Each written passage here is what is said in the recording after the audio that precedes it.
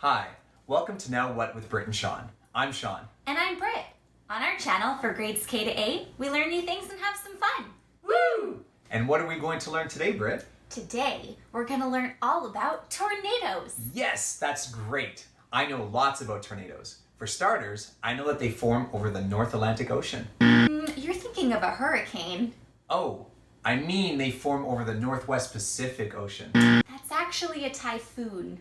Oh, right. I meant to say they form over the Indian Ocean. Now you're thinking of a cyclone. Okay, I guess I don't know lots about tornadoes then.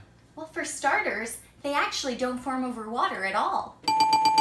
A tornado is a swirling vortex or funnel of air. Unlike tropical storms like hurricanes, typhoons, and cyclones, which form over water, tornadoes form from a storm cloud over land. Most tornadoes form during something called supercell thunderstorms.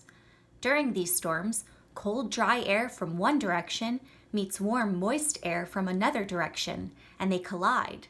Since the cold air is heavier, it slides under the warm air, causing the warm air to rise and spin quickly over the slower wind, like a horizontal cylinder.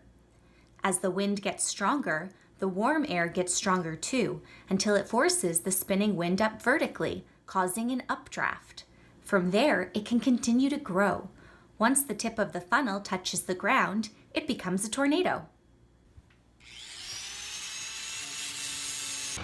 Hey Shawn, where'd you go? What are you doing? Hold on, I'll only be a second. Okay, well, hurry up. I want to get back to learning about tornadoes. Just a moment, we won't have to. Trust me. What do you mean? You'll see. I made my own tornado machine. I call it the Tornado Master 3000. Let me show you how it works. First, you stick the ice in here. Then, you stick the heat in here. And you see, what happens is, when the cold air from the ice mixes with the hot air from the blow dryer... Shawn, you can't make a tornado in a box. Well, I think I just did. Not quite. But I thought tornadoes form when hot air and cold air mix. They can, but they can only form naturally. And they usually form in places where certain conditions are common. Like where? I'll show you. You know what to do.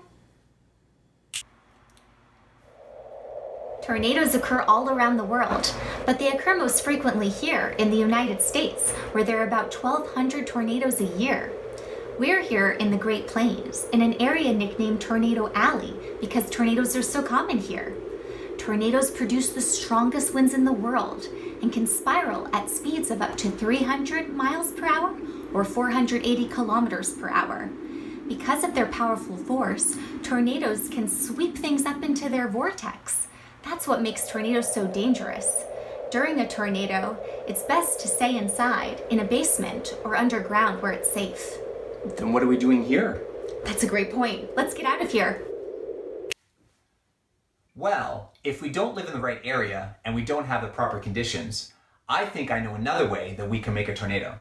But Shawn, remember what I said?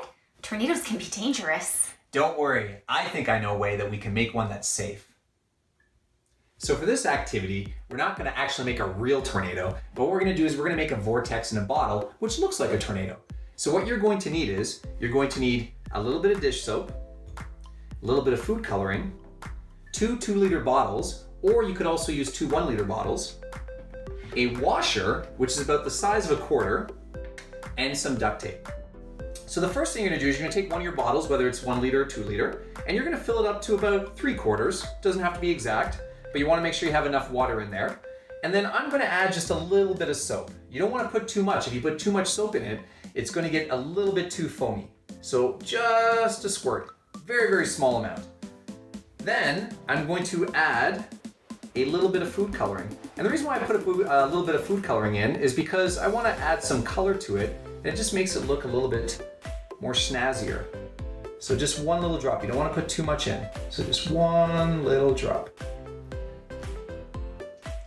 And then once I have the soap and the food coloring in, I'm going to put my cap back on the bottle, and I'm just going to turn it upside down quickly so it just mixes a little bit. So I'm just gonna go like this and like that. So my solution kind of gets a little bit mixed. And take the cap back off. And now I'm gonna build my tornado.